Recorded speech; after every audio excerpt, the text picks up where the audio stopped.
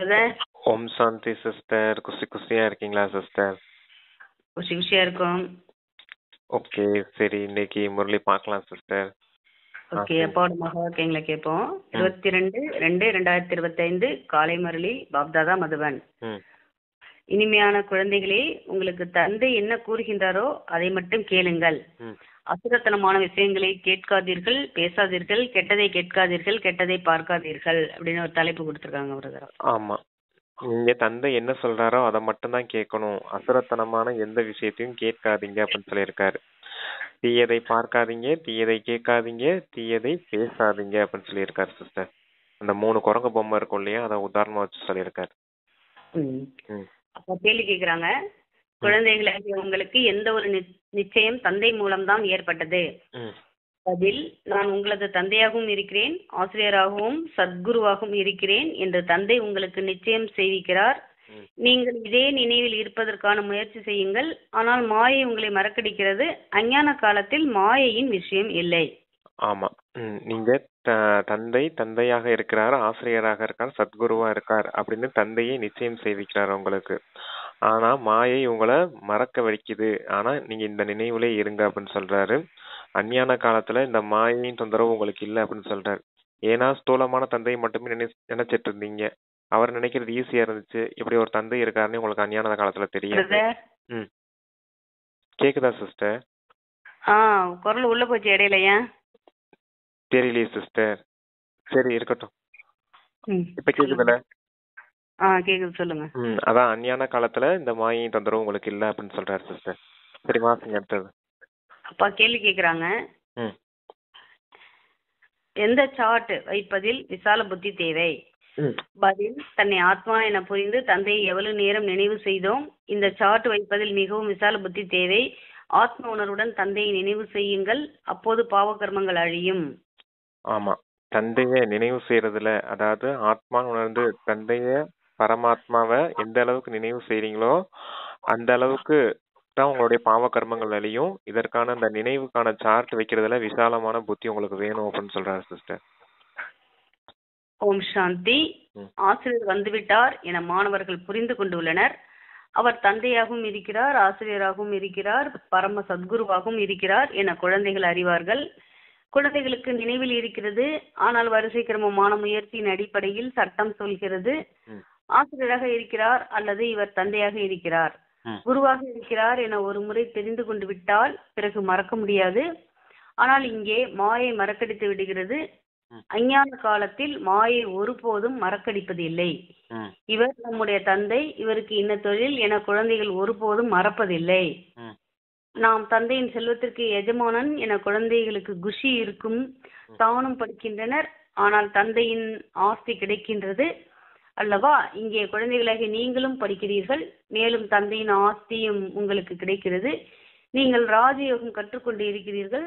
தந்தை மூலம் நிச்சயம் ஏற்பட்டு விடுகிறது.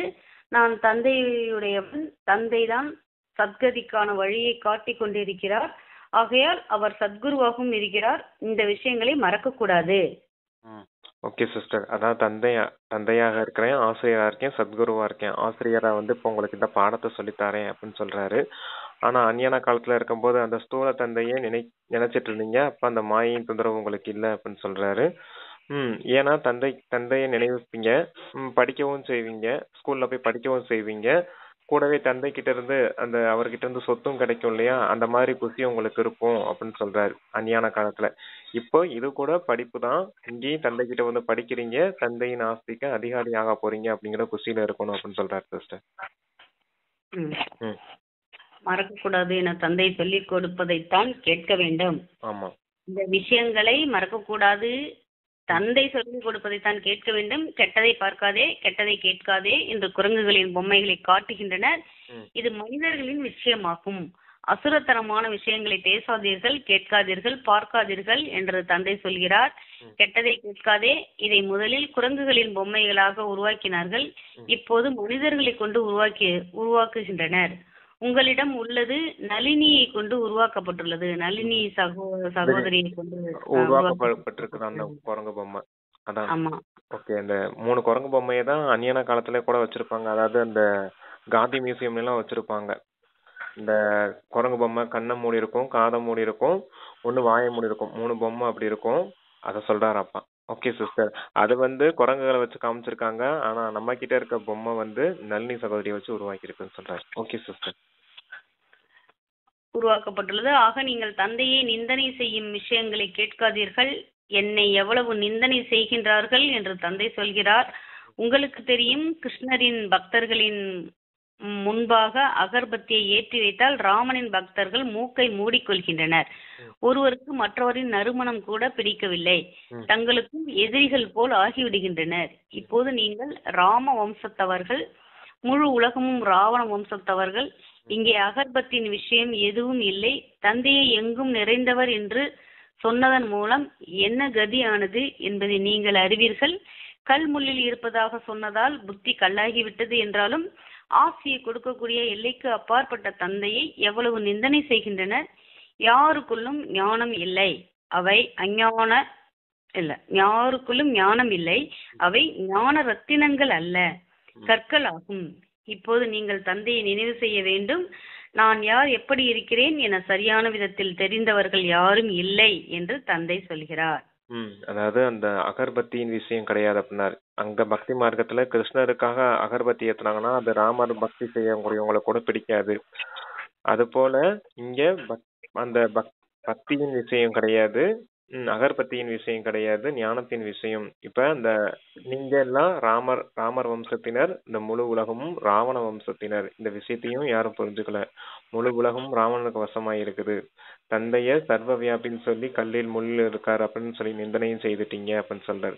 அதனாலதான் இந்த மாதிரி கீழான நிலைக்கு வந்திருக்கீங்க அப்படின்னு சொல்றாரு சிஸ்டர். ஓகே, அது எல்லாமே அந்த சர்வ வியாபி அப்படின்னு சொல்றது எல்லாமே அந்த கற்களின் விஷயம், ஞானத்தின் விஷயம் இல்ல. தந்தை சொல்லி கொடுக்கக்கூடிய இந்த ஞானத்தின் விஷயம், அவர் தந்தையா இருக்காரு, ஆசிரியரா இருக்காரு, சத்குருவா இருக்காரு. இந்த விஷயம் தான் கரெக்டா இருக்குது அப்படின்னு சொல்றாரு. அதாவது எல்லா தர்மத்திலயும் அந்த மெயின் தண்டுல இருந்து தானே இந்த பிரான்சஸ் வருது. ஆமா, அதை வச்சு கூட எல்லா அந்த கருத்தை வந்து சூட்சுமத்துல இருக்க அந்த கருத்தை வந்து மாத்தி சர்வ வியாபி அப்படின்னு சொல்லி இருப்பாங்களோ. ஆமா, அது மகிமைப்படுத்துற விஷயம் மாதிரி நினைச்சிட்டு நிந்தனை செய்விட்டாங்க அப்படின்னு சொல்றாரு. எல்லாத்துலயும் இருக்காரு அப்படின்னு மகிமை அவரை போற்றதான் நினைச்சுக்கிட்டு அவர் அதானா நிந்தனைக்குரியதுன்னு இப்ப வந்து அப்பா நமக்கு புரிய வைக்கிறாங்க. குழந்தைகளிலும் வரிசை கிரமமாக உள்ளனர். தந்தையை சரியான முறையில் நினைவு செய்ய வேண்டும். அவரும் கூட இவ்வளவு சிறிய ஒளிப்புள்ளியாக இருக்கிறார். அவருக்குள் இந்த நடிப்பு அனைத்தும் அடங்கியுள்ளது. தந்தையை சரியான முறையில் தெரிந்து கொண்டு நினைவு செய்ய வேண்டும். தன்னை ஆத்மா என புரிந்து கொள்ள வேண்டும். நாம் குழந்தைகளாக இருக்கலாம், ஆனால் தந்தையின் ஆத்மா பெரியது, நமது சிறியது என்பது அல்ல. தந்தை ஞானம் மிக்கவராக இருக்கலாம், ஆனால் ஆத்மா பெரியதாக ஆக முடியாது. உங்களின் ஆத்மாவுக்குள்ளும் ஞானம் இருக்கிறது, ஆனால் வரிசை கிரமமாக உள்ளது. பள்ளியில் கூட வரிசை கிரமமாக தேர்ச்சி அடைகின்றனர் அல்லவா? 0 மதிப்பெண் யாருக்கும் இருக்காது. ஏதாவது கொஞ்சம் மதிப்பெண்கள் எடுக்கின்றனர். நான் சொல்லக்கூடிய இந்த ஞானம் மறைந்து விடுகிறது என்றாலும் கூட படங்கள் இருக்கின்றன, சாஸ்திரங்கள் கூட உருவாக்கப்பட்டு இருக்கின்றன. தந்தை ஆத்மாக்களாகிய உங்களுக்கு கூறுகிறார், கெட்டதை கேட்காதே. இந்த அசுர உலகில் என்ன பார்க்க வேண்டும்? இந்த சீச்சி உலகில் இருந்து கண்களை மூடிக்கொள்ள வேண்டும். இப்போது ஆத்மாவுக்கு நினைவு வந்துள்ளது, இது பழைய உலகமாகும். இதனுடன் என்ன தொடர்பு வைப்பது? இந்த உலகை பார்த்தபடியே இருந்தாலும் பார்க்க கூடாது என்று ஆத்மாவுக்கு நினைவு வந்துள்ளது. அதாவது இந்த பழைய உலகத்தை பார்க்காதீங்க அப்படின்னு சொல்றாரு. ஏன்னா மொத்தமாவே பழசாயிடுச்சு. அப்புறம் இந்த பழைய விஷயத்துல என்ன இருக்க போகுது? இது ஒரு சாரமற்ற உலகம் அப்படின்னு சொல்றாரு அப்பா. எந்த சாரமும் கிடையாது அந்த உலகத்தை பார்த்து என்ன செய்ய போறீங்க அப்படின்னு சொல்றாரு. அதுக்கு முன்னாடி ஆத்மாவும் ஒளிப்புள்ளியா இருக்குது, பரமாத்மாவும் ஒளிப்புள்ளியா தான் இருக்காரு. ஆத்மா பரமாத்மா தந்தையை நினைவு செய்யும் போது நீங்க உங்களுடைய அந்த விகர்மங்கள் விநாசமாக்கப்படும் அப்படின்றத சொல்றாரு. தந்தையை யதார்த்தமாக நினைவு செய்யணும் அப்படின்னு சொல்லியிருந்தாரு. Okay sister. அதனால இந்த பழைய உலகத்தின் விஷயத்த, இந்த தேகத்தையோ தேக உலகாய விஷயங்களையோ இந்த தேக பொருட்களையோ அதெல்லாம் பார்த்துட்டு தேக உறவுகளையும் நினைச்சுக்கிட்டு நேரத்தை வீணடிச்சிட்டு இருக்காதீங்க அப்படின்னு சொல்றாரு. அதான் தீயதை பார்க்காதீங்க அப்படின்னு சொல்றாரு. Okay sister. ஆத்மாவுக்கு நினைவு வந்துள்ளது. தனது சாந்திதாமம் சுகதாமத்தை நினைவு செய்ய வேண்டும். ஆத்மாவுக்கு ஞானத்தின் 3ஆம் கண் கிடைத்துள்ளது எனும்போது இதை நினைவு செய்ய வேண்டும். பக்தி மார்க்கத்திலும் அதிகாலை எழுந்து மாலையை உருட்டுகின்றனர். அதிகாலை முகூர்த்தத்தை நல்லது என்று புரிந்து கொள்கின்றனர். பிராமணர்களின் முகூர்த்தம் நேரம் ஆகும். பிரம்மா போஜனத்தின் மகிமையும் உள்ளது. பிரம்ம போஜனம் அல்ல, பிரம்மா போஜனம். உங்களை கூட பிரம்மா குமாரிகள் என்பதற்கு பதிலாக பிரம்ம குமாரிகள் என்று சொல்லிவிடுகின்றனர். புரிந்து கொள்வது இல்லை. பிரம்மாவின் குழந்தைகள் எனும்போது பிரம்மா குமாரிகளாக இருப்பார்கள் அல்லவா? பிரம்மம் என்பது தத்துவம் ஆகும், வசிக்கக்கூடிய இடமாகும். அதற்கு என்ன மகிமை இருக்கும்? தந்தை முறையிடுகிறார், குழந்தைகளே, நீங்கள் ஒருபுறம் பூஜை செய்கிறீர்கள், மறுபுறம் பிறகு அனைவரையும் நிந்தனை செய்கிறீர்கள். நிந்தனை செய்து செய்து தமோ பிரதானம் ஆகிவிட்டீர்கள். அந்த சொல்லிட்டாரு பாத்தீங்களா? நீங்க பிரம்ம முகூர்த்தத்துக்கு நேரம் இருக்குது அப்படின்னு சொல்றாங்க. பிரம்ம முகூர்த்த வேலையில நீங்க மாலையை உருட்டுறாங்க அவங்க. ஆனா நீங்க என்ன செய்றீங்க? 84 பிறவிகளின் சக்கரத்தை பாக்குறீங்க அப்படின்னு சொல்றாரு. இங்க சுத்துறீங்க, அவங்க அங்க அந்த மாதிரி கையில வச்சு ஸ்தூல மாலையை சுத்திட்டு இருக்காங்க. பிரம்மா போஜனத்துக்கு மகிமை இருக்குது, ஆனா அவங்க அதையும் வேற மாதிரி செஞ்சுக்கிட்டு இருக்காங்க. நீங்க தந்தை நினைவுல சமைச்சு பிரம்மா பாபாவுக்கு போஜனமா படைக்கிறீங்க, அவங்க என்ன செய்யறாங்க? ஸ்தூலமா படைச்சு அந்த மூர்த்திக்கு வைக்கிறாங்க அப்படின்றத சொல்றாரு. அடுத்து என்ன சிஸ்டர் சொன்னாரு? பிரம்ம போஜனம். அடுத்து இந்த பிரம்மா குமாரிகள் அப்படின்னு சொல்லிட்டாங்க இல்லையா? பிரம்மாவின் குழந்தைகள் நீங்க, பிரம்மா குமாரிகள். ஆனா அவங்க பிரம்ம குமாரிகள் அப்படின்னு சொல்லிட்டாங்க. பிரம்மம்ன்றது தத்துவம். தத்துவத்துக்கு எங்க குமாரிகள் இருக்க போறாங்க? அதான் நீங்க எல்லாத்தையுமே மகிமை செய்யறன்ற பேர்ல எல்லாத்தையும் நிந்தனை செய்து வச்சிருக்கீங்க அப்படின்னு சொல்றாரு. தந்தை முறையிடுகிறார் அப்படின்னு சொல்றாரு. முறையிடுகிறார்னா என்னது? உங்க மீதி எல்லாத்துக்கும் கேஸ் போடணும் அப்படின்னு சொல்றாரு. வழக்கு கொண்டுட்டு வரணும். அதான் நீங்க எல்லாரையும் மகிமை செய்றீங்கன்னு நிந்தனை செய்துட்டீங்க அப்படின்னு. இப்ப கூட மான நஷ்ட வழக்கு போடுறாங்க இல்லையா? அது போல போட சொல்றாரு. போடுவேன் அப்படிங்கிறாரு உங்க மேல. Okay sister. மான நஷ்ட வழக்கு. Okay brother. தமோ பிரதானம் ஆகிவிட்டீர்கள். தமோ பிரதானமாகவும் ஆகத்தான் வேண்டியுள்ளது. சக்கரம் மீண்டும் அதே போல சுற்றும். யாராவது பெரிய மனிதர்கள் வந்தார்கள் என்றால் அவர்களுக்கு சக்கரத்தை வைத்து கண்டிப்பாக புரிய வைக்க வேண்டும். இந்த சக்கரம் 5000 வருடத்திற்கு ஆனதாகும். இதன் மீது மிகவும் கவனம் வைக்க வேண்டும். இரவுக்கு பின் கண்டிப்பாக பகல் வரத்தான் வேண்டும். இரவுக்கு பின் பகல் வரக்கூடாது என்பது முடியாத விஷயம் ஆகும். கலியுகத்திற்கு பிறகு சத்தியுகம் கண்டிப்பாக வர வேண்டும். இந்த உலகின் வரலாறு புவியியல் மீண்டும் நடக்கிறது.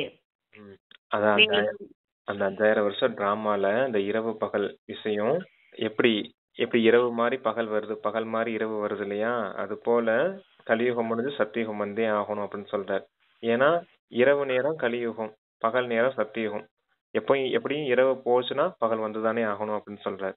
இது 5000 வருஷத்தின் விஷயம் அப்படின்னு சொல்றாரு சிஸ்டர். டிராமாவே உங்களுக்கு 5000 வருஷம் கொடுக்கப்பட்டிருக்கு அப்படின்னு. ஓகே. மேலும் தந்தை புரிய வைக்கிறார் பிரதர். கேக்குது சிஸ்டர். மேலும் தந்தை புரிய வைக்கிறார், இனிமேலும் இனிமையான குழந்தைகளே, தன்னை ஆத்மா என புரிந்து கொள்ளுங்கள். ஆத்மாதான் அனைத்தும் செய்கிறது, நடிப்பை நடிக்கிறது. நாம் நடிகர்கள் என்றால் நாடகத்தின் முதல் இடை கடைசியை பற்றி கண்டிப்பாக தெரிந்து கொள்ள வேண்டும் என்பது யாருக்கும் தெரிவதில்லை. உலகின் வரலாறு புவியியல் மீண்டும் நடக்கும் என்றால் நாடகமாகத்தான் உள்ளதல்லவா? ஒவ்வொரு வினாடியும் நடந்து முடிந்ததே மீண்டும் நடக்கும். இந்த விஷயங்களை வேறு யாரும் புரிந்து கொள்ள முடியாது. புத்தி மந்தமானவர்கள் தேர்ச்சி அடைவது இல்லை. பிறகு ஆசிரியர் கூட என்ன செய்ய முடியும்? இரக்கம் காட்டுங்கள் என்றோ ஆசீர்வாதம் செய்யுங்கள் என்றோ ஆசிரியரிடம் சொல்ல முடியுமா என்ன? இதுவும் படிப்பாகும். இந்த கீதா பாடசாலையில் சுயம் பகவான் ராஜயோகம் கற்பிக்கிறார். கலியுகம் மாறி சத்தியுகமாக கண்டிப்பாக ஆக வேண்டும். நாடகத்தின்படி தந்தையும் கூட வர வேண்டும். நான் ஒவ்வொரு கல்பத்திலும் சங்கம் யுகத்தில் வருகிறேன். மேலும் யாரும் நான் சிருஷ்டியின் முதல் இடை கடைசியின் ஞானத்தை சொல்வதற்காக வந்துள்ளேன் என கூற முடியாது. தன்னை சிவோகம், நானே சிவன் என கூறுகின்றனர். இதனால் என்ன நடந்தது? சிவபாபா வருவதே படிப்பிப்பதற்காக, ராஜயோகம் கற்றுத் தருவதற்காகத்தான். எந்த சாது சந்நியாசியையும் சிவபகவான் என சொல்ல முடியாது. நான் கிருஷ்ணன், லட்சுமி நாராயணன் என்று பலரும் சொல்லிக் கொள்கின்றனர். இப்போது அந்த சத்தியுகத்தின் இளவரசர் ஸ்ரீகிருஷ்ணர் எங்கே? இந்த கலியுகத்தின் அசுத்தமானவர்கள் எங்கே? சொல்லலாம் சிஸ்டர். நாடகத்துல நடிகர்களா இருக்கீங்க அப்படின்னா உங்களுக்கு அந்த சிருஷ்டியினுடைய முதல் இடை கடை நாடகத்தின் விஷயம் தெரியணும் இல்லையா அப்படின்னு கேக்குறாரு. அடுத்து இந்த நாடக நடிகர்கள் இல்லையா நீங்க, அந்த 5000 வருஷத்து டிராமா வந்து திரும்பி திரும்பி ரிப்பீட் ஆகிட்டே இருக்குது. இந்த விஷயத்த நல்ல விதத்துல புரிஞ்சுக்கணும். முதல் நம்பர்ல தேர்ச்சி அடையணும் அப்படின்னா இந்த விஷயம் நத்திங் நியூ அப்படிங்கிற இந்த டிராமா ரிப்பீட் ஆகிக்கிட்டு இருக்குன்னு இந்த விஷயத்த நல்ல விதத்துல புரிஞ்சு வச்சிருக்கணும். தேர்ச்சி அடையல, உங்களால புத்தியில புரிஞ்சுக்க முடியலன்னா தந்தை தான் என்ன செய்ய முடியும், ஆசிரியர் தான் என்ன செய்ய முடியும் அப்படின்னு சொல்றாரு. அடுத்து அந்த கிருஷ்ணரை பத்தி சொல்றாரு. அவர் சத்தியுகத்தின் இளவரசரா இருக்காரு. இவங்கேயும் கூட கிருஷ்ணர், நாராயணன், லட்சுமி இன்னும் பேர்லாம் வச்சிருக்காங்க. அப்ப இவங்க கலியுகத்துல இருக்கக்கூடிய இவங்களுடைய தூய்மையற்ற நிலை எங்க, அந்த தூய்மையான அந்த சத்தியுகத்தின் இளவரசர் இளவரசிகள் எங்கே அப்படின்றத சொல்றாரு. அங்கேயும் லட்சுமி நாராயணன் சொல்றாங்க இல்லையா, அந்த தேவி தேவதைகளுக்கு அதான் சொல்றாங்க, தூய்மையானவங்க எங்க, தூய்மையற்ற இவங்க எங்க அப்படின்றார். கலியுகத்தின் விஷயம் எல்லாமே தூய்மையற்றதா இருக்குது, சத்தியுகத்தின் விஷயம் எல்லாமே தூய்மையானதா இருக்குது அப்படின்னு சொல்றாரு சிஸ்டர். இந்த சத்தியுகத்தின் இளவரசர் ஸ்ரீகிருஷ்ணர் இங்கே, இந்த கலியுகத்தின் அசுத்தமானவர்கள் எங்கே? ஆமா ஆமா, இவர்களுக்கு பகவான் இருக்கிறார் என சொல்ல முடியாது. இவர்கள் சத்தியுகத்தில் ராஜ்யத்தை ஆண்டு கொண்டிருந்தனர். பிறகு எங்கே சென்றார்கள் என நீங்கள் கோவில்களில் சென்று கேட்க முடியும். சத்தியுகத்திற்கு பின் கண்டிப்பாக திரேதா துவாபரம் கலியுகமாக ஆனது. சத்தியுகத்தில் சூரிய வம்சத்தவரின் ராஜ்யம் இருந்தது. திரேதாவில் சந்திர வம்சத்தவர். இந்த ஞானம் முழுவதும் குழந்தைகளாகிய உங்கள் புத்தியில் உள்ளது. இத்தனை பிரம்மகுமார் குமாரிகள் உள்ளனர். கண்டிப்பாக பிரஜாபிதாவும் இருப்பார். பிறகு பிரம்மாவின் மூலம் மனித சிருஷ்டியை படைக்கிறார். பிரம்மா படைப்பவர் என்று சொல்லப்படுவதில்லை, அது இறை தந்தையாகும். பிரம்மா படைப்பவர் என்று சொல்லப்படுவதில்லை, அது இறை தந்தையாகும். படைக்கக்கூடியவர் இறை தந்தையாவார். பிரம்மா மூலமாக தான் படைக்கிறார், பிரம்மா படைப்பவர் கிடையாது. படைப்பவர் சிவன் தான், சிவன் படைப்பவர். பிரம்மா மூலமாக ஆதிசநாதன தேவி தேவதா தர்மத்தை உருவாக்குகிறார் அப்படிதான் சொல்லணும் அப்படிங்கிறார். பிரம்மா படைப்பவர் கிடையாது அப்படிங்கிறார். அப்ப அந்த பிரம்மகுமார் குமாரிகள் மூலமா இன்னைக்கு பிரம்மகுமார் குமாரிகளா இருக்காங்க, நாளைக்கு சூரிய வம்சத்துக்கு போவாங்க, சந்திர வம்சத்துக்கு வருவாங்க அப்படின்னு சொல்றது. இந்த நாடகத்துல சூரிய வம்சம் சந்திர வம்சம் அப்படின்னு இருந்ததே யாருக்கும் தெரியாது அப்படிங்கிறார். சொல்லிக்கிறாங்க திரேதாயுகத்துல ராமர சூரிய வம்சத்தினவரும், பாண்டவர்கள் அவங்க எல்லாம் சந்திர வம்சத்தினவரும் அப்படின்னு சொல்லிக்கிறாங்க. ஆனா விஷயத்தை யாரும் புரிஞ்சுக்கிறது இல்லை அப்படின்றாரு. Okay sister. பிரம்மா படைப்பவர் என்று சொல்லப்படுவதில்லை, அது இறை தந்தையாகும். எப்படி படிக்கிறார் என்பதை தந்தை நேரில் வந்துதான் புரிய வைக்கிறார். இந்த சாஸ்திரங்கள் பின்னர் உருவாகின. கிறிஸ்து புரிய வைத்தவை பிற்காலத்தில் பைபிள் ஆனது போல பிறகு அமர்ந்து பாடுகின்றனர். இப்போது கிறிஸ்துவை என்னவென்று பாடுவது? அவர் ஏதும் குருவோ செய்தியாளரோ அல்ல. கதி சத்கதி என்பது ஏதோ 5 முதல் 7 பேருக்கு மட்டும் ஆவது இல்லை. அனைவருக்கும் சத்கதி வழங்கும் வள்ளல், அனைவரையும் விடுவிப்பவர், பதித்த பாவனர் என ஒரு தந்தை பாடப்பட்டுள்ளார். ஓ இறை தந்தையே இரக்கம் காட்டுங்கள் என அவரை நினைவு செய்கின்றனர். ஓ கிறிஸ்துவே இரக்கம் காட்டுங்கள் என சொல்வது இல்லை. ஒருவர் மட்டுமே தந்தையாவார். இவர் முழு உலகிற்கும் தந்தையாக இருப்பவர், அனைத்து துக்கங்களில் இருந்தும் விடுவிப்பவர். யார் என்பது மனிதர்களுக்கு தெரியாது. இப்போது படைப்பும் பழையதாக இருக்கிறது, மனிதர்களும் பழையவர்களாக தம பிரதானமாக இருக்கின்றனர். இது இரும்பு யுகத்தின் உலகமாகத்தான் உள்ளது. சிஸ்டர் சொல்லுங்க பிரதர். இந்த இரும்பு உலகத்தின் உலகமாகத்தான் உள்ளதுன்னு சொன்னீங்க இல்லையா, அதுக்கப்புறம் வாசிங்க சிஸ்டர். என்னாச்சு உங்க போனு? ஏது கரெக்டா தான் சிஸ்டர் இருக்குது, எனக்கு எந்த ப்ராப்ளமும் இல்ல, சிக்னல் ஃபுல்லா தான் காட்டுது எனக்கு.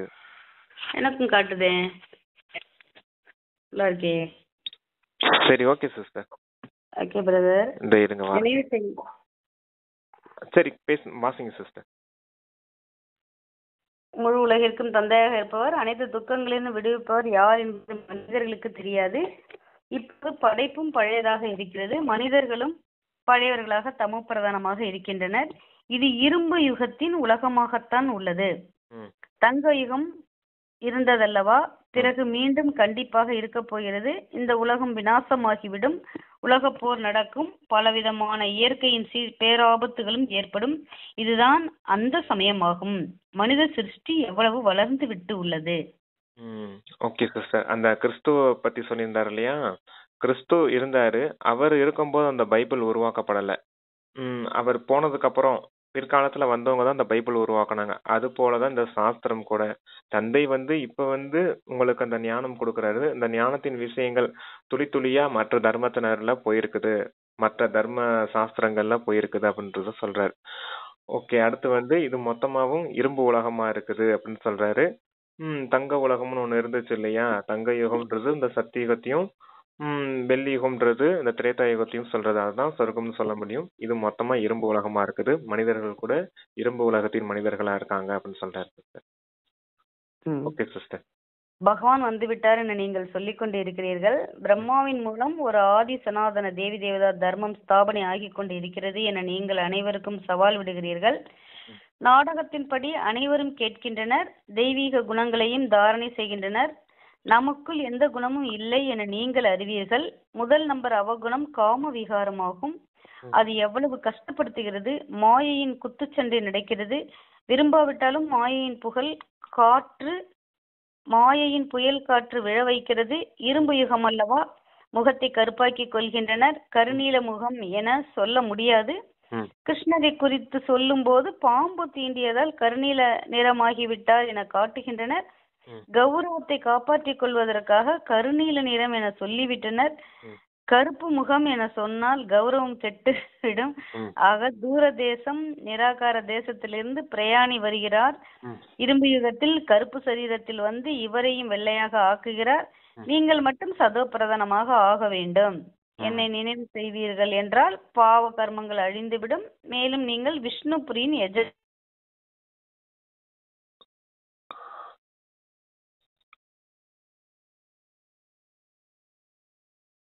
சிஸ்டர் சொல்றீங்களா? விஷ்ணுபுரியின் எஜமானர்கள் சொன்னீங்களா சிஸ்டர்? அதுக்கப்புறம் கேட்கல சிஸ்டர். விஷ்ணுபுரியின் எஜமானன் ஆகி விடுவீர்கள். இந்த ஞான விஷயங்கள் அது வரைக்கும் சொல்லிடுறேன். அதாவது இந்த கருநீல வண்ணன் அப்படின்னு சொல்றாங்க இல்லையா? கருநீலமானவர் கிருஷ்ணர் அப்படின்னு அதத்தான் சொல்றாரு. பாம்பு தீண்டிருச்சு அதனால கருநீலம் ஆயிட்டார் அப்படின்னு சொல்றாங்க. அது எந்த விஷயம்? காம விகாரத்துல விழுந்ததுனால நீங்க எல்லாரும் கருப்பா மாறி போயிட்டீங்க அப்படின்னு சொல்றாரு. காமம் தான் மகா சத்ரு. அதுதான் நிறைய தடையை ஏற்படுத்துது அப்படின்னு சொல்றாரு. அவங்களுக்கு இந்த கருநீலம் கருப்புன்னு சொல்லிட்டா அவமானமா இருக்கும் இல்லையா? ஒரு கருப்பு முகம்னு சொன்னா அதனாலதான் கருநீல வண்ணம் அப்படின்னு சொல்லிட்டாங்க அப்படின்னு சொல்லியிருக்காரு. இப்ப இந்த காம விகாரத்தை வெற்றி அடைஞ்சிட்டீங்க அப்படின்னா உலகத்தையும் வெற்றி அடையக்கூடியவரா ஆயிடுவீங்க. சொர்க்கத்தின் எஜமானரா ஆயிடுவீங்கன்னு சொல்றாரு சிஸ்டர். அதான் விஷ்ணுபுரியின் எஜமானர்களா ஆயிடுவீங்க அப்படின்னு சொல்லியிருக்காரு. Okay sister. அடுத்து புரிந்து கொள்ள வேண்டிய விஷயமாகும். பாபா ஞானம் யோகத்தில் சிறந்தவர். தேஜமயமான ஒளிப்புள்ளியாக உள்ளார். அவருக்குள் ஞானமும் இருக்கிறது. பிரம்ம பாபா சொல்றாரு நினைக்கிறேன். தேஜமயமான ஒளிப்புள்ளியாக உள்ளார். சிவபாபா தான் சொல்றாரா? தேஜமயம்னா அவர் தானே? ஆமா. ஆனா ஞானம் யோகத்தில் சிறந்தவர் சொல்றாரு. பாபா ஞானம் யோகத்தில் சிறந்தவர். யோகம் அவரு ஏன் செய்ய போறாரு? அதனால நான் பிரம்மான்னு நினைச்சிட்டேன். எனக்கு வந்து தேஜமயமான ஒளிப்புள்ளியாக உள்ளார். அவருக்குள் ஞானமும் இருக்கிறது. பேர் உருவத்திற்கு அப்பாற்பட்டவர் அல்ல. பேர் உருவத்துக்கு அப்பாற்பட்டவர் அப்படின்னு சொல்றாங்க இல்லையா? அப்பாற்பட்டவர் அல்ல. உருவத்திற்கு அப்பாற்பட்டவர் அல்ல. அவருடைய ரூபம் என்ன என்பது உலகத்திற்கு தெரியாது. சிவபாபா தான் சொல்றாரு. தந்தை உங்களுக்கு புரிய வைக்கிறார். என்னையும் ஆத்மா என்று சொல்கின்றனர்.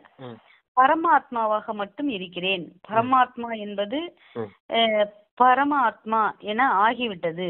அதாவது பரம ஆத்மாவாக மட்டும் இருக்கிறேன். பரம ஆத்மா என்பது பரமாத்மா என ஆகிவிட்டது. தந்தையாகவும் ஆசிரியராகவும் கூட இருக்கிறார். ஞானம் நிறைந்தவர் என்றும் சொல்கின்றனர். ஞானம் நிறைந்தவர் என்றால் அனைவரின் மனதையும் அறிந்தவர் என்று அவர்கள் புரிந்து கொள்கின்றனர். பரமாத்மா எங்கும் நிறைந்தவர் என்றால் பிறகு அனைவருமே ஞானம் நிறைந்தவர்கள் என்றாகிவிட்டது. பிறகு அந்த ஒருவரை ஏன் சொல்ல வேண்டும்? மனிதர்களுக்கு எவ்வளவு கீழான புத்தி உள்ளது. ஞானத்தின் விஷயங்களை முற்றிலும் புரிந்து கொள்வது இல்லை. தந்தை ஞானம் மற்றும் பக்தி இவற்றின் வித்தியாசத்தை அமர்ந்து புரிய வைக்கிறார். முதலில் ஞானம் பகலாக இருக்கிறது. வாசிக்கிட்டா சொல்றீங்களா பிரதர்? சொல்றேன் சிஸ்டர். இந்த ஞான யோகத்தில் சிறந்தவரா இருக்குன்னு சொல்றாரு இல்லையா? ஞானம் அவருக்குள்ள இருக்குது, அதனால சொல்றாரு. யோகம் உங்களை செய்ய வைக்கக்கூடியவரா இருக்காரு இல்லையா? அவர் செய்யறது கிடையாது, அவங்க செய்ய வைக்கக்கூடியவரா இருக்காரு. அப்புறம் பேர் உருவத்திற்கு அப்பாற்பட்டவர்னு அவங்க சொல்லியிருக்காங்க. ஆனா தந்தைக்கு உருவம் ஒண்ணு இருக்குது இல்லையா? பேரும் இருக்குது இல்லையா அப்படின்னு சொல்றாரு. அவங்க பரம ஆத்மா, நானும் ஆத்ம ரூபத்துல தான் இருக்கேன். ஆனா எப்பவுமே ஆத்ம ரூபத்துல இருக்கிறதுனாலதான் என்னை பரமாத்மா அப்படின்னு சொல்றாங்க.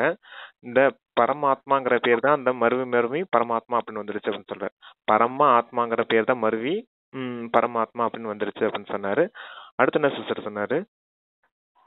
வித்தியாசத்தை அமர்ந்து புரிய வைக்கிறார். ஞானம் மற்றும் பக்தியின் விஷயத்தை வித்தியாசத்தை புரிய வைக்கிறார் அப்படின்னு சொல்றாரு. Okay sister.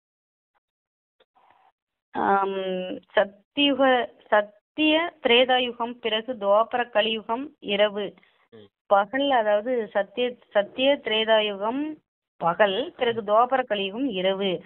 ஞானத்தின் மூலம் சத்கதி ஏற்படுகிறது. இந்த ராஜயோகத்தின் ஞானத்தை அடையோகிகள் புரிய வைக்க முடியாது, இல்லறவாசிகள் புரிய வைக்க முடியாது. ஏனென்றால் தூய்மையற்றவர்களாக இருக்கின்றனர். இப்போது ராஜயோகம் யார் கற்றுத்தருவது? என்னை மட்டும் நினைவு செய்தீர்கள் என்றால் பாவ கர்மங்கள் அழியும் என்று சொல்லக்கூடியவரோ அவர்தான். துறவர மார்க்கத்தின் தர்மமே தனியானது. அவர்கள் இல்லற மார்க்கத்தின் ஞானத்தை எப்படி சொல்வார்கள்? இங்கே அனைவரும் சொல்கின்றனர், இறைத்தந்தை சத்தியமானவர், தந்தைதான் உண்மையை உரைப்பவர்.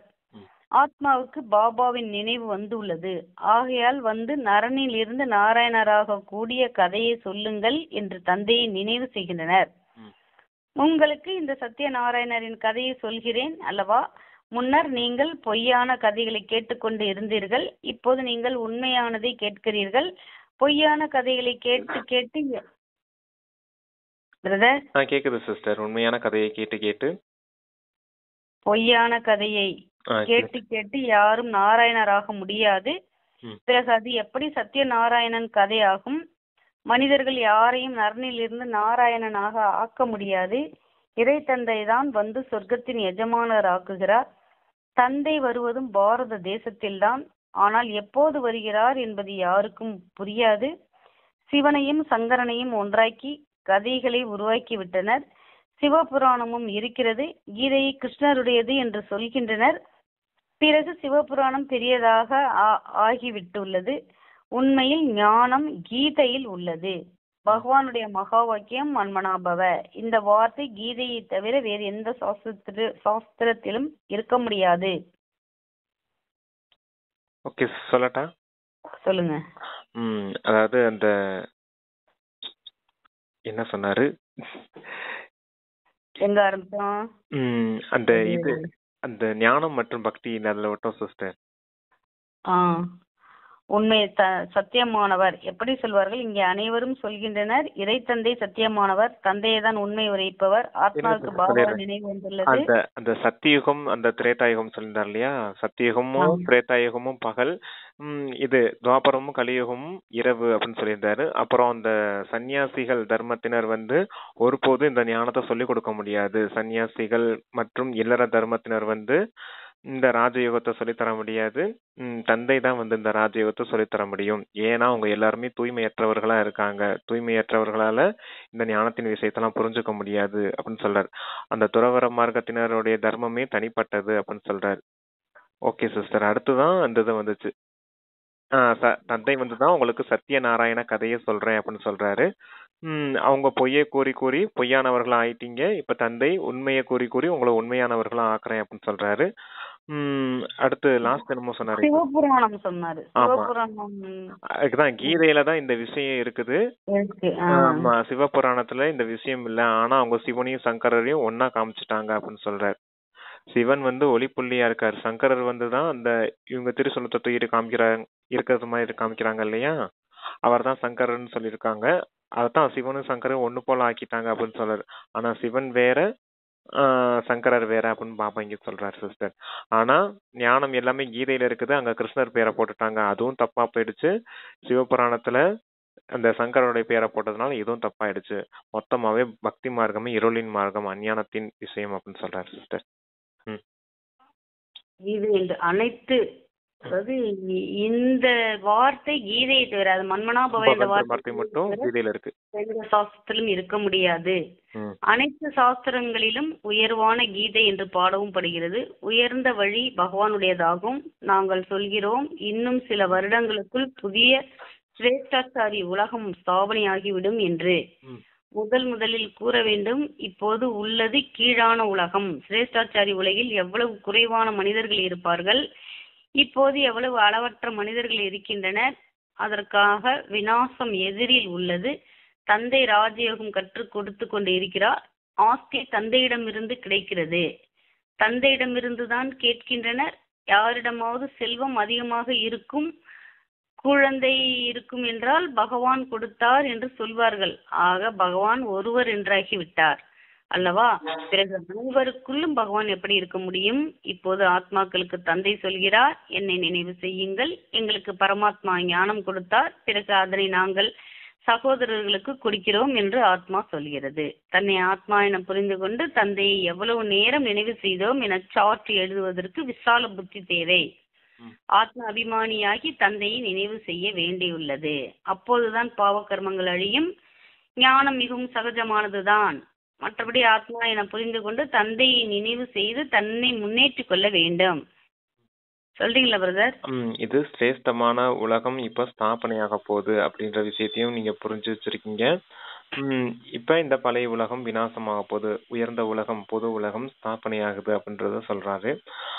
அடுத்து நீங்க ஆத்ம அபிமானி ஆகணும். அதான் இப்ப நீங்க இந்த ஞானத்தை மற்ற சகோதரருக்கும் சொல்லணும் அப்படின்னு சொல்றாரு. இப்ப இந்த விசால புத்தி உங்களுக்கு வேணும். எந்த அளவுக்கு தந்தையை நினைவு செய்யறீங்க அப்படிங்கிற சார்ட் வைக்கிறதுக்கான விசால புத்தி வேணும் அப்படின்னு சொல்றாரு. ஆத்மான்னு உணர்ந்த பரமாத்மா தந்தையை நினைவு செஞ்சீங்கன்னா பாவ கர்மங்கள் அழியும். அப்ப யார் யதார்த்தமா இந்த ரீதியில நினைவு செய்யறீங்களோ அந்த சார்ட்ல தான் உண்மையா எழுதணும் அப்படின்னு சொல்றாரு சிஸ்டர். அதுக்குதான் விசால புத்தி அப்படின்னு பேர் கொடுத்திருக்காரு அப்பா. சரி வாசிங்க. தந்தையை நினைவு செய்து தன்னை முன்னேற்றிக் கொள்ள வேண்டும். இந்த சாட்டை அபூர்வமாக சிலர் தான் வைக்கின்றனர். ஆத்ம அபிமானியாகி தந்தை நினைவில் இருப்பதன் மூலம் ஒருபோதும் யாருக்கும் துக்கம் கொடுக்க மாட்டீர்கள். தந்தை வருவதே சுகத்தை கொடுப்பதற்காகத்தான் எனும்போது குழந்தைகளும் அனைவருக்கும் சுகம் கொடுக்க வேண்டும். ஒருபோதும் யாருக்கும் துக்கம் கொடுக்க கூடாது. தந்தையின் நினைவின் மூலம் அனைத்து பூதங்களும் ஓடிவிடும். மிகவும் குப்தமான முயற்சியாகும். அச்சா, முரளி நிறைவேற்று. என்ன சிஸ்டர் லாஸ்ட் சொன்னா குப்தமான முயற்சியாகும் சொல்லியிருக்காரா? ஆமா, குப்தமான முயற்சியாகும். அதாவது ஆத்மாவும் நினைவின் மூலம் அனைத்து பூதங்களும் ஓடிவிடும். அதாவது தந்தை வருவதே சுகத்தை கொடுப்பதற்காகத்தான் எனும்போது குழந்தைகளும் அனைவருக்கும் சுகம் கொடுக்க வேண்டும். ஒருபோதும் யாருக்கும் துக்கம் கொடுக்க கூடாது. தந்தையின் நினைவின் மூலம் அனைத்து பூதங்களும் ஓடிவிடும். மிகவும் குப்தமான முயற்சியாகும். அச்சா, எல்லாருக்கும் நம்ம சுகம் கொடுக்கக்கூடியவங்களா இருக்கணும், துக்கம் கொடுக்க கூடாது. நம்ம எல்லாருக்கும் எல்லாத்தையும் கொடுக்கலாம். ஆனா ஒரே ஒரு விஷயம் ஒண்ணுதான் கொடுக்க கூடாது. அது என்னன்னா துக்கம் கொடுக்க கூடாது அப்படிங்கறதுதான். துக்கத்தை மட்டும் நம்ம கொடுக்க கூடாது. மத்த எல்லா விஷயங்களும் நம்ம கொடுக்கணும். பேர் கொடுக்கணும், புகழ் கொடுக்கணும், மரியாதை கொடுக்கணும், அடுத்தவங்களை பாராட்டி பேசணும், அன்பு கொடுக்கணும், அமைதி கொடுக்கணும், மகிழ்ச்சி கொடுக்கணும், எல்லாமே கொடுக்கணும் நம்ம. ஆனா துக்கம் மட்டும் கொடுக்க கூடாது. அந்த விஷயத்த மட்டும் புரிஞ்சுக்கணும். அதான் குப்தமான முயற்சி அப்படின்னு சொல்றது எதுனா தந்தை நினைவின் மூலமா அந்த 5 பூதங்களும் அந்த 5 விகாரங்களும் ஓடிவிடும் அப்படின்னு சொல்லியிருக்காரு சிஸ்டர். அதான் குப்தமான முயற்சி ஆகும் அப்படின்னு இருக்காரு. Okay sister. இனிமையிலும் இனிமையான காணாமல் போய் கண்டெடுக்கப்பட்ட செல்ல குழந்தைகளுக்கு தாயும் தந்தையுமான பாப்தாதாவின் அன்பு நினைவுகள் மற்றும் காலை வணக்கம். ஆன்மீக குழந்தைகளுக்கு ஆன்மீக தந்தையின் நமஸ்தே நமஸ்தே. தாரணைக்கான முக்கிய சாரம். முதல் பாயிண்ட், இந்த அசுரத்தனமான கீழான உலகத்திலிருந்து தனது கண்களை மூடிக்கொள்ள வேண்டும். இது பழைய உலகமாகும். இதில் எந்த தொடர்பும் வைக்கக்கூடாது. இதனை பார்த்து கொண்டே பாராமல் இருக்க வேண்டும். இது பழைய உலகம், பார்த்தாலும் பார்க்க கூடாது அப்படின்னு சொல்லியிருக்காரு. அதான் முக்கியமான விஷயமா சொல்லியிருக்காரு. செகண்ட் பாயிண்ட், இது எல்லைக்கு அப்பாற்பட்ட இந்த எல்லைக்கு அப்பாற்பட்ட நாடகத்தில் நாம் நடிகர்கள். இது ஒவ்வொரு வினாடியும் மீண்டும் மீண்டும் நடந்து கொண்டிருக்கிறது. எது நடந்து முடிந்ததோ அது மீண்டும் நடக்கும். இதனை நினைவில் வைத்து அனைத்து விஷயங்களிலும் தேர்ச்சி அடைய வேண்டும். விசால புத்தி உள்ளவராக வேண்டும். அதான் டிராமால என்ன இருக்குதோ அது திரும்பி திரும்பி ரிப்பீட் ஆகிட்டே இருக்கும். இப்ப கூட நமக்கு சிக்னல் கட்டாய் வருது பாத்தீங்களா? இதுவும் போன கல்பத்திலே ரிப்பீட் ஆனதுதான். இப்ப ரிப்பீட் ஆயிட்டு இருக்கு மறுபடியும். அப்படிங்கிற விஷயத்த புரிஞ்சுக்கிட்டு தேர்ச்சி அடையணும் அப்படின்னு சொல்றாரு. Okay sister. ராயல்டியின் உண்மை மூலம் வரதானத்துல இருந்து வாசிங்க. வரதானம். ரியாலிட்டியின் உண்மை மூலம் ராயல்டியினுடைய பிரத்யட்ச ரூபத்தை காண்பிக்கக்கூடிய ம் சாட்சாத்கார மூர்த்தி ஆகுக. ம் சாட்சாத்கார மூர்த்தியாக சொல்லியிருக்காங்க அப்பா இன்னைக்கு. ஆமா ஒவ்வொரு ஆத்மாவும் பிரத்யட்ச வெளிப்படையான ரூபத்தில் தன்னுடைய ரியாலிட்டி மூலம் ராயல்ட்டியினுடைய சாட்சாத்காரம் செய்விக்கக்கூடிய ம் அப்பேற்பட்ட சமயம் இப்பொழுது வரும். ம் இது வரைக்கும் சொல்றீங்களா? வாசிக்குமா? சொல்றேன் சிஸ்டர். அந்த ஒவ்வொரு ஆத்மாவும் இப்ப அந்த வெளிப்படையான அந்த சாட்சாத்கார அந்த ரூபத்தை காட்டக்கூடிய சமயம் எதன் மூலமா காட்டணும் அப்படின்னா ரியாலிட்டி மூலமா அந்த ராயல்ட்டிய காட்டணும். அப்படிப்பட்ட சமயம் இப்ப வந்துட்டு இருக்குது அப்படின்னு சொல்றாரு. ஓகே சிஸ்டர், அடுத்து. அப்பேற்பட்ட சமயம் இப்பொழுது வரும். பிரத்யட்சத்தாவின் சமயத்தில் மாலையில் மணியினுடைய நம்பர் மற்றும் எதிர்கால ராஜ்யத்தின் சொரூபம் ஆகிய இரண்டுமே பிரத்யட்சம் ஆகும். இப்பொழுது பந்தயம் செய்து கொண்டு இருக்கும் பொழுது சிறிது பொறாமை என்ற தூசியின் திரை எது ஜொலிக்கக்கூடிய வைரங்களை மறைத்து விடுகின்றதோ அந்த திரை இறுதியில் விலகிவிடும். இருங்க சிஸ்டர் சொல்லிடுறேன். அது என்ன அப்படின்னா அந்த பந்தயம் ஓடும் போது தூசி பறக்கும் இல்லையா, அது போல இப்ப அந்த தூசி பறக்குது அப்படின்னு சொல்றாரு. தூசிங்கிறது எதை சொல்றாருன்னா பொறாமை. அது இந்த வைரங்களை வெளிப்பட விட மாட்டேங்குது, வைரத்தின் ஜொலிப்பை வெளிப்பட விட மாட்டேங்குது, அந்த திரை மூடின மாதிரி மூடி இருக்குது அப்படின்னு சொல்றாரு. இப்ப இறுதி நேரத்துக்குள்ள அந்த திரை விலகிடும் அப்படின்னு சொல்லியிருக்காரு சிஸ்டர். அந்த மாலையின் மணி சொன்னிருந்தாரு பாத்தீங்களா, அந்த மாலையின் மணியும் அந்த எதிர்கால அந்த ராஜ்ய சொரூபமும் எப்ப தெரியும் அப்படின்னா அந்த பிரத்யட்ச ரூபம் இப்ப அந்த சமயம் வருது இல்லையா, அந்த சமயத்துல தெரியும் அப்படின்னு சொல்லியிருக்காரு. அந்த திரை விலகிவிடும். மறைத்து அதாவது வைரங்களை மறைத்து விடுகின்றதோ, எது ஜொலிக்கக்கூடிய வைரங்களை மறைத்து விடுகின்றதோ அந்த திரை இறுதியில் விலகிவிடும். பிறகு மறைந்திருக்கும் வைரங்கள் தங்களுடைய பிரத்யட்ச சம்பன்ன சொரூபத்தில் வெளிப்படுவார்கள். மறைந்திருக்கும் வைரங்கள் தங்களுடைய பிரத்யட்ச சம்பன்ன சொரூபத்தில் வெளிப்படுவார்கள். ராயல் குடும்பத்தினர் இப்பொழுது இருந்தே தங்களுடைய ராயல்ட்டியை வெளிப்படுத்துவார்கள். அதாவது தங்களுடைய எதிர்கால பதவியை தெளிவாக காண்பிப்பார்கள். ஆகையினால் ரியாலிட்டி மூலம் ராயல்ட்டியின் சாட்சாத்காரம் காட்டுங்கள் அப்படின்னு சொல்லியிருக்காரு. அதாவது இப்ப ராயல் குடும்பத்துக்கு போகக்கூடிய ஆத்மாக்கள் இப்பவே உங்களுடைய சொரூபத்துல அந்த ராயல்ட்டிய காட்டுவாங்க அப்படின்னு சொல்லிருக்காங்க. உயர்ந்த பதவிக்கு போகக்கூடிய ஆத்மாக்கள் இப்பவே ராயல்ட்டியா இருப்பாங்க அப்படின்னு சொல்றாரு. அதாவது நம்மளுடைய செயல்பாடுகள்ல அந்த குணங்களின் சொரூபம் தெரியும் அப்படின்னு இருக்காரு. அதான் சாட்சாத்காரம் செய்வீங்கள், சாட்சாத்கார மூர்த்தி ஆகுங்கள் சொல்லியிருக்காரு. ரியாலிட்டிங்கிறது என்னது? நம்மளுடைய ஆத்மா தான் ரியாலிட்டி. இல்லைன்னா 5 சொரூபம் இருக்குது பார்த்தீங்க இல்லையா, அதுதான் நம்மளுடைய ரியாலிட்டி. அந்த ரியாலிட்டி மூலமா ராயல்ட்டியை காட்டுங்க. நான் ஆத்மா, தேவாத்மா, மூர்த்தியா என்னை அரைக்கல்பம் வழிபட்டுட்டு இருக்காங்க. நான் தந்தையால ஜென்மம் கொடுக்கப்பட்ட ஆத்மா. நாளைக்கு நான் பரிஸ்தாவாகி முழு உலகத்துக்கும் சக்தி கொடுக்கக்கூடிய காரியத்துக்கு நிமித்தமா இருக்கேன். இதெல்லாம் நம்மளுடைய ரியாலிட்டி. இந்த ரியாலிட்டி மூலமா உங்களுடைய தெய்வீக குணங்களை உங்களுடைய செயல்பாடுகள் இப்ப சாக்காரத்துல வெளிப்படுத்துங்க அப்படின்னு சொல்றதுதான் சாட்சாத்கார மூர்த்தி ஆகுங்க அப்படிங்கிற விஷயம் சிஸ்டர்.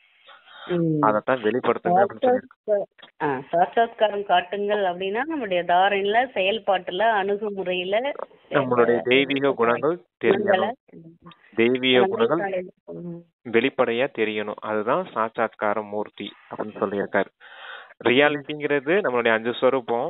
அந்த ரியாலிட்டி மூலமா ராயல்ட்டியை வெளிப்படுத்தக்கூடிய நேரம் இது அப்படின்னு இருக்காரு. இப்ப என்ன ஆகுது அப்படின்னா பொறாமைங்கிற குணம் இருக்குது பாத்தீங்களா. பொறாமை மட்டும் இல்ல, ஏகப்பட்ட அவகுணம் இருக்குது இல்லையா, அது பூராமே அந்த 5 சொரூபத்தை மறைக்கக்கூடியதா இருக்குது.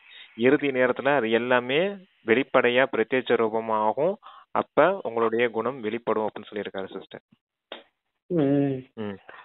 ஸ்லோகன் சொல்றாங்க, ஏதாவது ஒரு விதியின் மூலம் வீணானதை சமாப்தி செய்து சக்தியை இமர்ஜ் செய்யுங்கள்.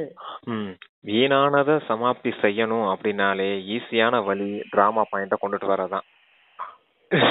டிராமா நன்மை செய்யக்கூடியது, இதிலையும் ஏதோ நன்மை இருந்தே இருக்கும் அப்படின்னு புரிஞ்சுக்கக்கூடிய விஷயம்தான் வீணானவற்றையெல்லாம் சக்திசாலியா மாற்றக்கூடிய விஷயம். ஏதாவது ஒரு விதின்னு சொல்லியிருக்காரு அப்பாங்க அதுல. ஆனா எல்லா விதியிலும் மேலான விதி இந்த டிராமாவுடைய விதி தான். எது நடந்தாலும் அதுல நன்மை இருந்தே இருக்கும். இப்ப நமக்கு சூழ்நிலை கட்டாய வருது பாத்தீங்களா, இதுலயும் ஏதோ நன்மை இருக்குன்னு புரிஞ்சுக்கணும். வீணானதுல போக கூடாது. ஏன் இப்படி செய்யுது அப்படி செய்யுது, இப்படி ஆயிடுச்சு அப்படி ஆயிடுச்சுன்னு மாறி மாறி சண்டையிட்டு இருக்கிறதுனால எந்த பிரயோஜனமும் கிடையாது. அது போல சொல்றாரு அப்பா, டிராமா இப்படித்தான் இருக்குது, அப்படியே ஏத்துக்கோங்க, அவ்வளவுதான், முடிஞ்சு போச்சு. சமாதான சொரூபமும் ஆகாதுங்க, சமாதான சொரூபமாவே இருங்க அப்படின்னு சொல்றாரு. Okay sister. அவ்யக்த சமிக்கை ஏகாந்த பிரியர் ஆகுங்கள், ஒற்றுமை மற்றும் ஏகாக்கிரதாவை தனதாக்குங்கள். சுயத்திற்கு நன்மை செய்வதற்காக அல்லது சுயத்தை பரிவர்த்தனை செய்வதற்காக விசேஷமாக ஏகாந்தவாசியாக உள்நோக்கு முகம் உடையவராக ஆகுங்கள். சுயத்தை நன்மை செய்வதற்காக பரிவர்த்தனை செய்வதற்காக விசேஷமாக ஏகாந்தவாசி உள்நோக்கு முகம் உடையவராக ஆகுங்கள். ஞானம் சொல்றீங்களா பிரதர்? அதான், சுயத்தை பரிவர்த்தனை செய்வதற்காகவும் சுயத்தை மாற்றிக்கிறதுக்காக இருக்கட்டும், இல்ல சுயத்துக்கு நன்மை செய்வதற்காக இருக்கட்டும், ரெண்டுக்குமே ஏகாந்தவாசி ஆகுங்க, உள்நோக்கு முகமுடையவர் ஆகுங்க அப்படின்னு சொல்லியிருக்காரு. உள்நோக்கு முகத்துல இருந்தீங்கன்னா ரெண்டுக்குமே நன்மை ஏற்படும், உங்களுக்கு சுயத்துக்கு நன்மை ஏற்படும் அப்படின்னு சொல்லியிருக்காரு. ஞானம் நிறைந்தவராக இருக்கிறீர்கள், ஆனால் சக்தி நிறைந்தவர் ஆகுங்கள். ஒவ்வொரு விஷயத்தினுடைய அனுபவத்தில் தன்னை சம்பன்னமாக்குங்கள். யாருடைய குழந்தை ஆவேன், என்ன பிராப்தி கிடைத்துள்ளது, இந்த முதல் பாடத்தின் அனுபவி மூர்த்தி ஆகுங்கள். ஒற்றுமை மற்றும் ஒருமுகத்தன்மையை தனதாக்குனீர்கள் என்றால் சகஜமாகவே மாயாவை வென்றவர் ஆகிவிடுவீர்கள். ஞானத்துல நிரம்பியவர்களா இருக்கீங்க, ஆனா இப்ப சக்தியிலும் நிரம்பியவர்களா ஆகுங்க அப்படின்னு சொல்லியிருக்காரு. ஞானத்தை சக்தியா மாத்தணும். ஆமா, ஞானம்ன்றது புத்திக்கான விஷயம். ஞானம் நிரம்பியவர்களா இருக்கும், எல்லாரும் நல்ல ஞானம் சொல்லுவோம் இல்லையா, ஆனா சக்தி நிரம்பியவர்களா ஆகுங்க அப்படின்றது யோக சக்தி. யோகத்தின் மூலமா சக்தி சேமிப்பா இருக்கணும் அப்படின்னு சொல்ற. யோக சக்தி சேமிப்பாகக்கூடிய இடம் எதுனா மனசு. புத்தி நல்லா இருக்குது உங்களுக்கு, ஞானம் சொல்றீங்க, மனசு நல்லா இருக்கணும், சக்தி நிரம்பியவர்களா இருக்கணும் அப்படின்னு சொல்றாரு. மேலையும் சொல்லியிருந்தாரு பாத்தீங்களா, வீணானவற்றையெல்லாம் சக்திசாலியா மாத்துங்க அப்படின்னு. அதே போல இங்கேயும் சக்தி நிரம்பியவர்களா இருக்கணும்.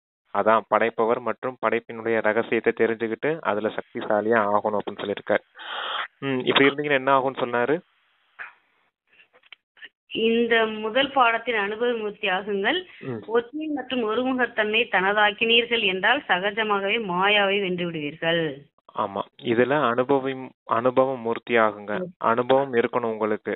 இந்த டிராமாவின் விஷயத்திலையும் பரமாத்மா விஷயத்திலையும், பரமாத்மா கிட்ட இருந்து சக்தி எப்படி வருது, அந்த ஒவ்வொரு விஷயத்திலயும் அந்த அனுபவம் இருக்கணும் அப்படின்னு சொல்ற. நடைமுறை தாரணையிலயும் அந்த விஷயங்கள் வெளிப்படையா தெரியணும் நமக்கு. அதெல்லாம் அனுபவ மூர்த்தி ஆகுங்க. கூடவே ஒற்றுமையின் மற்றும் ஒருமுகத்தன்மையை அதிகப்படுத்துங்க, அப்ப எளிதாவே மாயை வென்றவர்கள் ஆயிடுவீங்க அப்படின்னு சொல்லியிருக்காரு. சூரஜ்பாய்ஜி சொன்னாங்க ஞானத்தை எப்படி சக்தியா மாத்துறது. அதுக்கு முக்கியமா 2 நம்ம டெய்லி நம்ம வாழ்க்கையில கடைபிடிக்கணும். அது என்னன்னா, ஃபர்ஸ்ட் யோக பலத்தாலையும் ஸ்வமான்களாலையும். ஸ்வமான் யோகமும் ஸ்வமானுமே ரெண்டுமே ஒரே விஷயத்தை தான் சித்தர் குறிக்கும். ஏன்னா இப்ப சக்திவான் பாபா பரமாத்மா சக்திவான் இருக்காரு இல்லையா, இப்ப நம்ம மாஸ்டர் சர்வ சக்திவான் போது நம்ம இயல்பாவே தந்தையோட இணைஞ்சுதான் இருக்கும். தந்தை சர்வ சக்திவான், நான் மாஸ்டர் சர்வ சக்திவான், அதுவும் யோக கணக்குல தானே வருது. அதான் அவர் சொன்ன பாயிண்ட் 2 பாயிண்ட்டையும் நம்ம நல்லா தரமாக்கணும்னா நம்ம ஞானத்தை சக்தியா மாறும் அப்படின்னு சொன்னாரு. அதுக்கு தான் அந்த யோக பலம் நல்லா ஸ்ட்ராங்கா இருக்கணும். அதுக்கு ஒரு சுவமான எடுத்து நம்ம யோகம் பண்ணிட்டே இருக்கணும். ஆமா, அதுக்கு தான் நான் 2 ஸ்லோகன் வச்சிருக்கேன் சிஸ்டர். எப்பவும் நம்ம சுவமான்தாரியா இருக்கணும், சுயராஜ்ய அதிகாரியா இருக்கணும். சுவமான்தாரியா இருந்தீங்கன்னா நம்ம மன மகிழ்ச்சியோட தந்தையோட எப்பவும் இணைஞ்சே இருப்போம், உள்நோக்கு முகமுடையவராய் எப்பவும் இணைஞ்சே இருப்போம். சுயராஜ்ய அதிகாரியா இருக்கும்போது எப்பவுமே மாயை வென்றவரா இருப்போம். மாயை என்னுடைய இந்த தேக இந்திரியங்கள் மூலமா எந்த ஒரு தவறான காரியமும் செய்ய முடியாது. ஒண்ணு எந்த ஒரு பாவகர்மமும் நம்ம செய்யாம இருக்கணும் அப்படின்னா, சுயராஜ்ய அதிகாரியா இருந்தீங்கன்னா எந்த பாவகர்மமும் செய்ய மாட்டீங்க. அந்த பாவகர்மங்கள் எல்லாம் விநாசம் செய்யணுமா தந்தை நினைவுல இருந்தீங்கன்னா பாவகர்மம் விநாசம் ஆயிடும். பாவகர்மம் ஒரு பக்கம் விநாசம் ஆயிட்டும், எந்த ஒரு பாவகர்மமும் நம்மளுடைய கர்மேந்திரியங்கள் மூலமா நம்ம செய்யாம இருந்தோம்னாலே ஆட்டோமேட்டிக்கா நம்ம தூய்மையாயிடுவோம். எப்பவும் சுமான்தாரியா இருங்க, சுயராஜ்ய அதிகாரியா இருங்க. அது 2 சொல்லுவோம். ஓகே சிஸ்டர், கரெக்ட் தான். அவர் சூரஜ் பாய் சொன்னதுமே நல்ல ஸ்லோகம் தான். யோக சக்தியை சேமிக்கணும், சமான்தாரியா இருக்கணும். ஆனா 2 விஷயமே ஒரே விஷயம்தான். Okay sister, super. அருமையான முரளி கொடுத்த பாபாவுக்கு நன்றி. Thank you sister. ஓம் சாந்தி. படிக்கும் உள்ளங்கள் அனைவருக்கும் நம்ம சொல்லிய கருத்துக்கள் நல்லா அனாதி ஆதிபுரத்தை புரிஞ்சுட்டோம். வாய்ப்பை ஏற்படுத்தி கொடுத்த சரவணாபாஜிக்கு நன்றி. Thanks brother. ஓம் சாந்தி. ஓகே, நன்றி பாபா.